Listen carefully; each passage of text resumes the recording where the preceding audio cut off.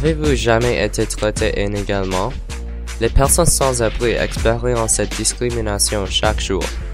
La discrimination envers les sans-abri est un grand problème dans notre société.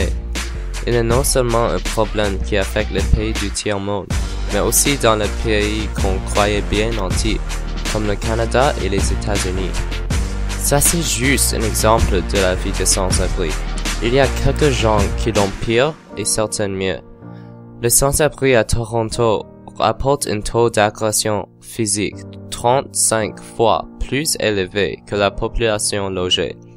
De plus, la violence physique et sexuelle est une des causes principales de l'itinérance, ce qui rend encore plus difficile pour eux d'obtenir une maison.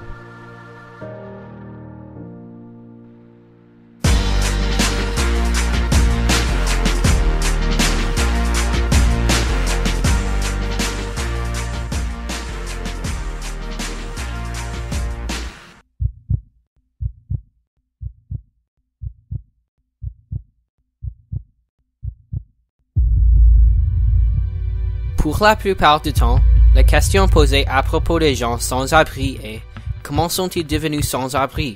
Quelles décisions ont-ils prises pour être dans leur situation maintenant ?» En réalité, la situation des sans-abri n'est pas généralement leur faute. Une étude qui a été menée à Toronto cette année par Humanize Toronto a trouvé que les causes de sans-abri incluent la perte d'emploi, un revenu insuffisant, l'exclusion, les mauvaises relations personnelles, les drogues et l'abus d'alcool et les maladies mentales. La plupart de ces cas ne sont pas causés par les sans-abri eux-mêmes. Leurs conditions doivent améliorer pour que ces gens aient une meilleure chance de réussir dans la société et la vie soi-même. Alors, nous ne devons pas les juger sans savoir leurs histoires. Un des plus grands facteurs qui contribuent à l'itinérance est le chômage. Il y a plusieurs raisons pour lesquelles les sans-abri perdent leurs emplois, y compris un manque d'éducation et des handicapés.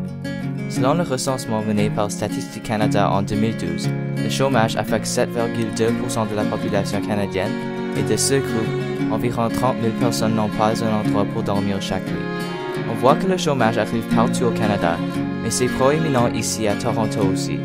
Un manque d'éducation est souvent le produit d'une famille pauvre, des parents violents et parfois un manque de motivation causé par des influences psychologiques, qui peut aussi mener à des handicapés. Beaucoup de compagnies ont des règles protégeant les droits des employés handicapés. Cependant, il y a une limite à ce qu'ils peuvent faire, alors leur marché emploi est beaucoup plus petit.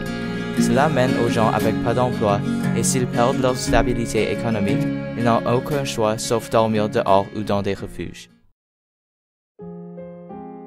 Les maladies, permanentes ou temporaires, affectent tous les humains, indifférents de leurs conditions de vie. Cependant, les gens qui sont les plus vulnérables sont des sans-abri. Cela est souvent à cause du fait que les personnes qui souffrent de l'itinérance ont un accès limité aux soins de santé.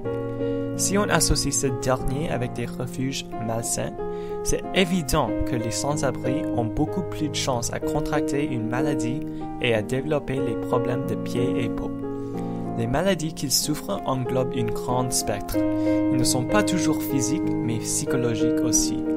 Selon l'Association psychologique américaine, le taux de maladies mentales est 2 fois plus haut chez les sans-abri comparé à la population générale.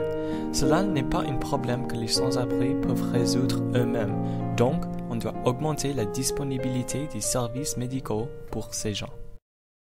Merci pour avoir regardé notre petit film sur le problème des sans-abri à Toronto.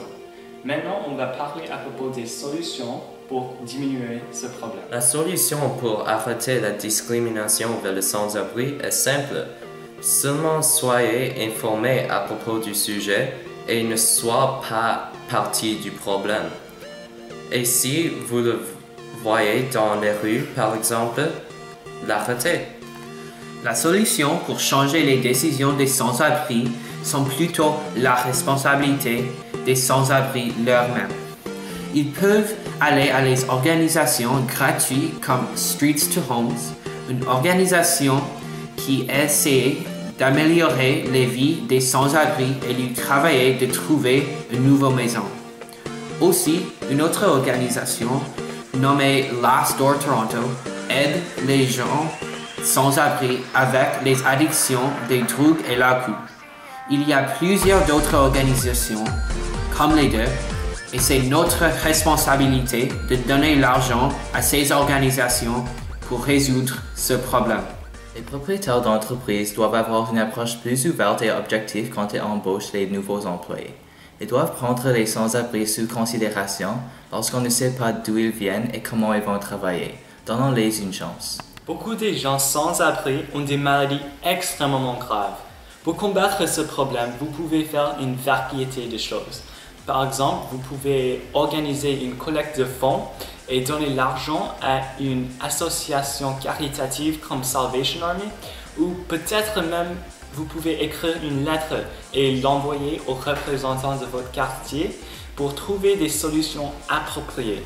Néanmoins, c'est temps pour faire la différence.